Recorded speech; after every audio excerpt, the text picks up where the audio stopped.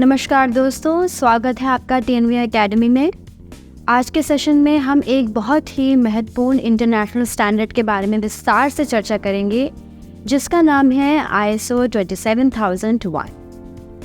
ये standard information security management system यानी ISMS को इस्टेब्लिश, इम्प्लीमेंट, मेंटेन और लगातार इम्प्रूव करने के लिए गाइडलाइंस और रिक्वायरमेंट्स प्रदान करता है। अगर आप इंफॉर्मेशन सिक्योरिटी के क्षेत्र में काम कर रहे हैं या आपकी ऑर्गेनाइजेशन सेंसिटिव डेटा हैंडल करती है, तो ISO 27001 आपके लिए बेहद ज़रूरी है। ISO 27001 क्या है, ये समझने के लिए सबसे पहले हमें ये जानना होगा कि इंफॉर्मेशन सिक्योरिटी का मतलब क्या है।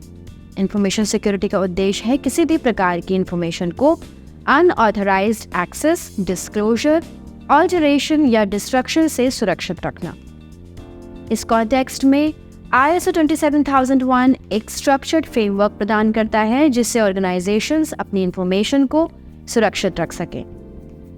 ये स्टैंडर्ड ऑर्गेनाइजेशंस को एक सिस्टमैटिक अप्रोच अपनाने के लिए कहता है, जिसमें पॉलिसीज, प्रोसीजर्स और कंट्रोल्स शामिल होते हैं। इसका मुख्य उद्देश्य इंफॉर्मेशन सिक्योरिटी रिस्क्स को आइडेंटिफाई करना, उन्हें एनालाइज करना और फिर उन रिस्क्स को इफेक्टिवली मैनेज करना है। ISO 27001 केवल टेक्नोलॉजी पर निर्भर नहीं करता, बल्कि ये लोगों, प्रोसेसेस और टेक्नोलॉजी को मिलाकर एक होलिस्टिक अप्रोच प्रदान करता है। अब सवाल ये उठता है कि ISO 27001 की ज़रूरत क्यों है। आजकल डिजिटल एरा में बिजनेसेस के लिए डेटा सबसे बड़ा एसेट है। Financial information, intellectual property, customer details और अन्य सेंसिटिव इंफॉर्मेशन का अनऑथराइज्ड एक्सेस या लॉस एक ऑर्गेनाइजेशन के लिए कैटास्ट्रॉफिक हो सकता है। यही कारण है कि इंफॉर्मेशन सिक्योरिटी अब केवल IT डिपार्टमेंट की रिस्पॉन्सिबिलिटी नहीं रह गई है, बल्कि ये पूरी ऑर्गेनाइजेशन की जिम्मेदारी है। ISO 27001 कंप्लायंस ऑर्गेनाइजेशंस को एक कॉम्पिटिटिव एज भी देता है। ये न केवल आपकी ऑर्गेनाइजेशन की इंफॉर्मेशन सिक्योरिटी को मजबूत करता है, बल्कि रेगुलेटरी रिक्वायरमेंट्स को मीट करने में भी मदद करता है। कई इंडस्ट्रीज में रेगुलेटरी बॉडीज ये मांग करती हैं कि ऑर्गेनाइजेशंस अपनी इंफॉर्मेशन सिक्योरिटी प्रैक्टिसेस को किसी रिकॉग्नाइज्ड स्टैंडर्ड के अनुसार मैनेज करें, और ISO 27001 इस संदर्भ में सबसे व्यापक रूप से रिकॉग्नाइज्ड स्टैंडर्ड है। इस स्टैंडर्ड का इम्प्लीमेंटेशन ऑर्गेनाइजेशंस को एक स्ट्रक्चर्ड अप्रोच प्रदान करता है, जिससे वे अपनी इंफॉर्मेशन सिक्योरिटी प्रैक्टिसेस को सिस्टमैटिकली मैनेज कर सकते हैं। ये सिर्फ डॉक्यूमेंटेशन के लिए नहीं है, बल्कि ये प्रैक्टिकल टूल्स और मेथोडोलॉजीज प्रदान करता है, जिससे ऑर्गेनाइजेशंस अपने सिक्योरिटी मेजर्स को कंटिन्यूसली मॉनिटर और इम्प्रूव कर सकते हैं।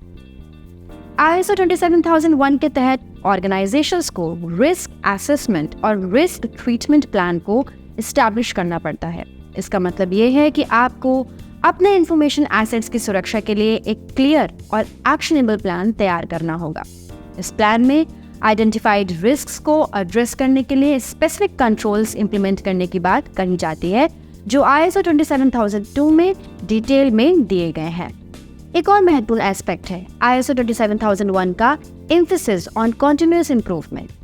ये स्टैंडर्ड केवल एक बार इम्प्लीमेंट करके छोड़ देने के लिए नहीं है। इसके बजाय ये ऑर्गेनाइजेशंस को इनकरेज करता है कि वे अपने ISMS को समय समय पर रिव्यू और अपडेट करते रहें, ताकि इमर्जिंग थ्रेट्स और चेंजिंग बिजनेस एनवायरनमेंट्स के अनुसार सिक्योरिटी मेजर्स को रिफाइन किया जा सके। इसके साथ ही ISO 27001 की एक और खासियत ये है कि ये एक्सटर्नल वैलिडेशन और सर्टिफिकेशन का अवसर भी प्रदान करता है। जब एक ऑर्गेनाइजेशन ISO 27001 के अनुसार सर्टिफाइड होती है, तो ये उसके कस्टमर्स, पार्टनर्स और स्टेक होल्डर्स के लिए एक एश्योरेंस का सिग्नल होता है कि उनकी इंफॉर्मेशन सिक्योर हैंड्स में है। ये ट्रस्ट और क्रेडिबिलिटी को बढ़ाने में मदद करता है, जो आज के कॉम्पिटिटिव मार्केट में एक महत्वपूर्ण फैक्टर है। तो दोस्तों, ISO 27001 सिर्फ एक स्टैंडर्ड नहीं है, बल्कि ये एक स्ट्रैटेजिक टूल है जो आपकी ऑर्गेनाइजेशन को robust information security practices establish करने में मदद करता है। ये न केवल आपके डेटा को प्रोटेक्ट करता है, बल्कि आपकी ऑर्गेनाइजेशन को रेगुलेटरी कंप्लायंस, कस्टमर ट्रस्ट और ओवरऑल बिजनेस रेजिलेंस के मामले में भी मजबूत बनाता है।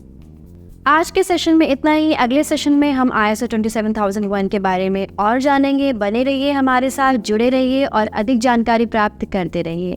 तब तक के लिए धन्यवाद।